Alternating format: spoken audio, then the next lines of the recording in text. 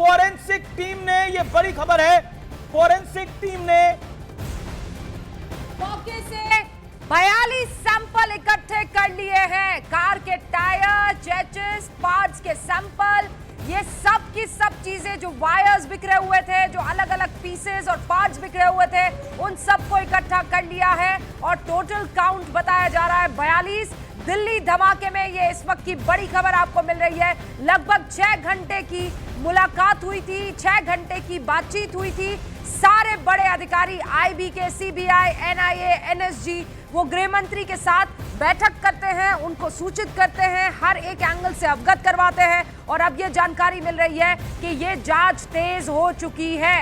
ये doctor Umar, doctor Adil, doctor Muzammil, ये सब के सब जो हैं वो एक बड़े अटैक और बड़ी साजिश की तरफ काम करते हुए दिखाई दे रहे थे। रिफत मेरे साथ जुड़ चुके हैं, उनका रुख करते हैं। रिफत, क्या डिटेल्स अभी आपके पास आ रही है? एक और बड़ी खबर है। देखिए, सबसे पहले मैं आपको ब्रेकिंग न्यूज़ बता दूं कि खान साहब एरिया में, ये डिस्ट्रिक्ट बड़गाम में पड़ता है, 2 लोगों को पुलिस ने गिरफ्तार किया है और उनके कब्जे से एक्सप्लोसिव मटेरियल मिला है और उनका ताल्लुक रेजिस्टेंस फ्रंट, जो एक बैंड टेरर आउटफिट है, उनसे ये बरामद की गई है ये चीज़ें। ये खान साहब पुलिस ने ये कार्रवाई अंजाम दी है, यानी हर तरफ से एंटी टेरर ऑपरेशंस चलाए जाएं, जगह जगह पे छापामारी की जा रही है, जगह जगह पे खंगाला जा रहा है वो तार जो जुड़े हुए हैं कहीं ना कहीं इस इकोसिस्टम के साथ। और यहाँ पे अब डॉक्टर्स के खिलाफ जो कार्रवाई की गई, उस सिलसिले में अभी यहाँ पे जो मेडिकल कॉलेज है, गवर्नमेंट श्रीनगर मेडिकल कॉलेज, वहाँ पर एक सर्कुलर इशू किया गया है और सारे डॉक्टर्स और प्रोफेसर्स और बाकी जो फैकल्टी मेंबर्स हैं उनसे कहा गया है कि जितने भी उनके पास लॉकर हैं वो उन पे अपनी अपनी लेबल लगाए, उनके अपने पोजीशन में रखें, उनको प्रॉपरली चेक करें, क्योंकि डॉक्टर आदिल ने जिस तरीके से उन पे उनके मतलब दिल्ली की मुख्यमंत्री की तरफ से एक्स पर पोस्ट किया गया है और ये कहा गया है कि दिल्ली सरकार हर पीड़ित परिवार के साथ मजबूती से खड़ी है। हमने तत्काल राहत के लिए एक संवेदनशील निर्णय लिया है। घटना में मृतक के परिवारों को 10 लाख रुपया, स्थायी रूप से अक्षम लोगों को 5 लाख रुपया, गंभीर रूप से घायलों को 2 लाख रुपए दिए जाएंगे। घायलों के समुचित और गुणवत्तापूर्ण इलाज की जिम्मेदारी दिल्ली सरकार की होगी। रेखा गुप्ता ने अभी कुछ मिनटों पहले यह ट्वीट किया, जहां लिखा है कि दिल्ली में हुई दुर्भाग्यपूर्ण घटना ने पूरे शहर को स्तब्ध कर दिया है। इस मुश्किल की घड़ी में दिल्ली सरकार की गहरी संवेदनाएं उन सभी परिवारों के साथ है। दिल्ली की शांति सुरक्षा हमारी सर्वोच्च प्राथमिकता है और प्रशासन पूरी मुस्तैदी से काम कर रहा है। सभी पीड़ित लोगों और उनके परिवारों के साथ खड़ा हुआ है। यानी अब ये मामला यहाँ रुकता हुआ दिख नहीं रहा है। अमीश जी, गृह मंत्री ने, मैं एक बार फिर आपको बता दूं, गृह मंत्री ने जो डिसाइड करा है, तो इन्वेस्टिगेशन है उसको एनआईए को हैंड ओवर करने के लिए, और इसके पीछे बहुत बड़े कारण है। आज लगातार 4 मीटिंग्स करी हैं देश के गृह मंत्री ने टॉप एजेंसी के साथ, जिसमें Delhi police commissioner Satish Golcha, IB chief, इसके अलावा एनआईए के चीफ शामिल थे और कई सारे हेड शामिल थे। इसके अलावा सीआईएसएफ को भी बहुत ज्यादा मुस्तैद रहने के लिए बोला गया है। दिल्ली के कई संवेदनशील इलाकों में बहुत टाइट सिक्योरिटी करी गई है।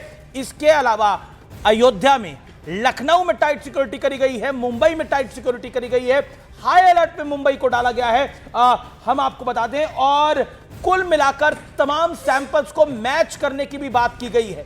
तमाम जो अभी आपको जानकारी हम दे रहे थे, चेसिस, तमाम सैंपल्स को इकट्ठा करने की भी बात की गई है। 2 चीजें बहुत महत्वपूर्ण है। हमारे तो सुधांशु त्रिवेदी भी हैं। सुधांशु, क्या आपको लगता है जो बात हम पहले कर रहे थे, एक तरह से ये एक नए तरह का टेररिस्ट अटैक है? अगर टेररिस्ट अटैक है, ये नए तरह का ब्लास्ट है, चलती कार में धमाका, ये अभी इससे पहले हमने ऐसा नहीं देखा है, हिंदुस्तान में ऐसा नहीं हुआ है इससे पहले। देखिए, जो आपने बात कही, ये एक अलग प्रकार की घटना हुई है और इसमें किस प्रकार का आतंकवादी या कोई अन्य कनेक्शन है, इस बारे में जब जांच एजेंसियां अपनी प्राइमा फेसिया रिपोर्ट के बाद बोलेंगी तब हम कुछ स्पष्ट रूप से इस पे बारे में बोल सकते हैं। परंतु इतना तो जरूर नजर आ रहा है कि इसमें जिस प्रकार के लोग इन्वॉल्व हैं, उन्होंने बहुत पढ़े लिखे तरीके से बड़ी हाई टेक्नोलॉजी और बड़ी प्लानिंग के साथ काम करने का प्रयास किया है। और यह भी कहना पड़ेगा कि हमारी सुरक्षा एजेंसियां और अनेक राज्यों की पुलिस ने भी बहुत ही गंभीरता और सतर्कता से काम किया है। इसलिए बहुत सारा उसका एक बड़ा हिस्सा वो इस बात को पहले ही उसको बरामद करने में सफल हो गए। अच्छा, टॉप ये सोर्सेज जरूर के हवाले से एक अब बड़ी ये जांच डेवलपमेंट के बाद पता है, चलेगा। ये कुछ बड़ा करना चाहते थे लेकिन पैनिक में ये ब्लास्ट हुआ है।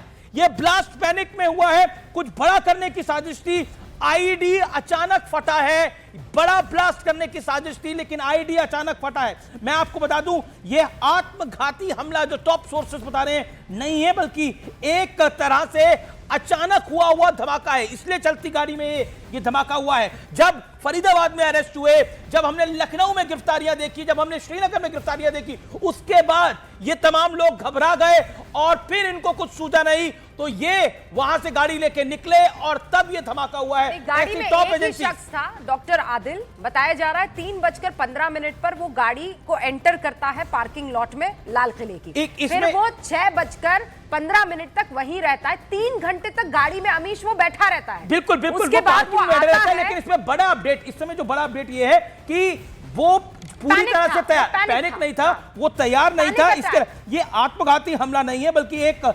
आकस्मिक विस्फोट था। कार उस समय चल रही थी, बम पूरी तरह से तैयार नहीं था और ये सबसे बड़ा फैक्ट है, बम पूरी तरह से तैयार नहीं था। अगर देखिए ये कहीं भीड़ में जाकर इस गाड़ी को मारता तो बहुत बड़ा नुकसान हो सकता था। आनंद का रुख कर लेते हैं। आनंद के पास कुछ जानकारी आ रही है। आनंद, जरा बताइए क्या डिटेल्स अभी आ रही है हमारे पास। देखिए रितिका, मैं बिल्कुल कंफर्म न्यूज को बताता हूँ। जो खुफिया विभाग और दिल्ली पुलिस सदर सूत्रों ने दिल्ली जो है न्यूज जैसी न्यूज बताई है।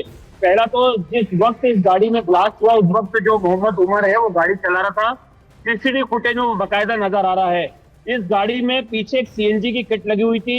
जो 42 एग्जिबिट मिले हैं उसमें बोनट, चेसिस जो दोनों है फटे हुए और जो पीछे सीएनजी किट थी उसके कुछ एग्जिबिट जो है वो फोरेंसिक टीम ने बरामद किए हैं। एक मैं सीसीटीवी फुटेज देख रहा था, उसमें बोनट भी थोड़ा खुला हुआ दिख रहा था और आशंका जताई जा रही थी कि बोनट में भी विस्फोटक छुपाए हो सकते हैं, क्योंकि इतनी बड़ी तादाद में विस्फोटक अगर था तो क्या उसकी कोई जानकारी मिली आपके पास? देखिए बिल्कुल, अमीश, ये आईडी ब्लास्ट नहीं, दरअसल ये अमोनियम नाइट्रेट से होने वाला ब्लास्ट है जिसमें ऊपर की साइड ये ब्लास्ट हुआ है। क्योंकि साल 2011 में काफी ब्लास्ट जो है वो दिल्ली में हुआ था हाईकोर्ट के बाहर। उसके बाद से ये अपने आप में एक नायाब पैटर्न है जिसमें कि ना कोई कील मिली है, ना कोई तारे मिली है, ना ही जो घायल हुए हैं या जो मरे हैं उनके चेहरे काले हुए हैं। जो आतंकी आग लगती है, अमोनियम नाइट्रेट के ऊपर की तरफ जाता है और आग लगाता है। ये नहीं, उसमें जो आग का रंग होता है वो नारंगी होता है, मतलब वो क्लियर दिखने लगता है। आग लगाता है तो ये इसलिए आग फिर फैली।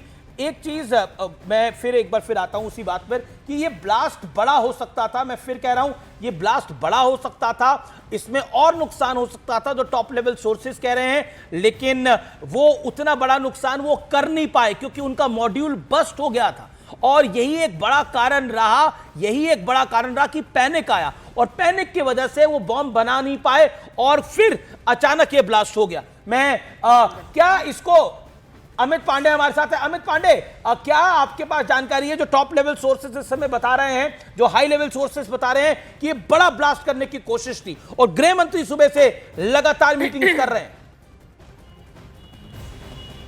देखिए, बड़ी जानकारी यही है कि जिस तरीके से पुलवामा, जिस तरीके से पहलगाम हमले की जांच की गई थी कि फॉरेंसिक एविडेंस के आधार पर, उसी आधार पर अब इस धमाके के जो कांड की जांच करने के अहम आदेश दिए हैं। और खुद गृह मंत्री अमित शाह ने आज जो 2 अहम बैठकें की उसके बाद 3 बिंदुओं पर निर्देश दिए गए। पहला, फॉरेंसिक एविडेंस मैच किए जाएं जो वहां से बरामद हुए हैं और जो मृतक हैं उनकी बॉडी से उनका मिलान जल्द से जल्द किया जाए और इसकी रिपोर्ट बाकायदा सौंपी जाए। दूसरी चीज़ है कि जो जांच एजेंसियां हैं, चाहे दिल्ली पुलिस है, चाहे स्पेशल सेल है, एनआईए, एनएसजी है, वह जल्दी से सैंपल इकट्ठा करके वह भी अपना एनालिसिस करे। और तीसरा, जो चश्मदीद है उनके भी बयान जल्द से जल्द यहाँ पर नोट किए जाए और जल्दी उनका एक पूरा खाका, पूरी रिपोर्ट तैयार की जाए। इन 3 बिंदुओं पर एक रिपोर्ट तैयार होगी और जांच को आगे बढ़ाना होगा। ठीक इसी तर्ज पर पहलगाम हमले के जो आतंकी थे, जो आरोपी थे,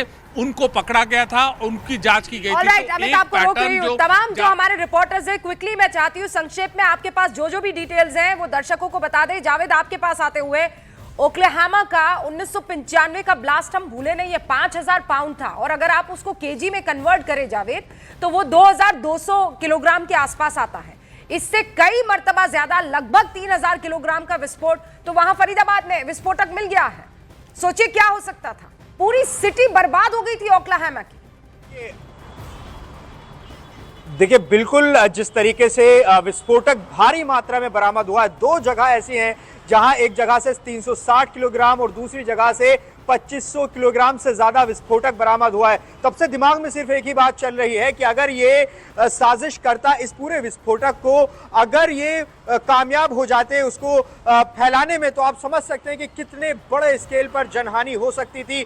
और जिस तरह की खबर अभी सामने आ रही है निकलकर कि ये एक पैनिक अटैक हो सकता है, तो वो भी उसकी संभावना है। क्योंकि देखिए जो डॉक्टर मुजम्मिल था, डॉक्टर मुजम्मिल 2 महीने पहले से ही यहाँ यूनिवर्सिटी से 500 मीटर दूरी पर उसने एक कमरा लिया था। एक उसकी ही निशानदेही पर दूसरी जगह से 2500 किलो से ज्यादा विस्फोटक बरामद हुआ। और जो उमर है, उमर भी अल-फलाह यूनिवर्सिटी में पढ़ाता था। तो ऐसे में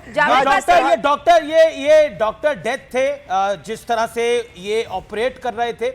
और इंटरेस्टिंग बात है, ये सब व्हाइट कॉलर थे, जिसकी बात सुधांशु त्रिवेदी कुछ देर पहले कर रहे थे। सुधांशु, ये जो पैटर्न है इसमें ये सब व्हाइट कॉलर लोग थे, अधिकतर सब डॉक्टर ही थे। मतलब 5 के 5 डॉक्टर थे जो इस ब्लास्ट के अंदर अभी तक अरेस्ट हो चुके हैं। देखिए यही इसमें एक गंभीर बात है। और जो अभी आपने कहा, मैं जो अपना पिछला वक्तव्य कह रहा था, मैं आगे अनुमान यही लगा रहा था कि जिस तरीके से धरपकड़ हुई है, उसके बाद यह भी संभावना हो सकती है कि वो अपने इस विस्फोटक को किसी दूसरी जगह ले जा रहा हो और रास्ते में ये हो गया।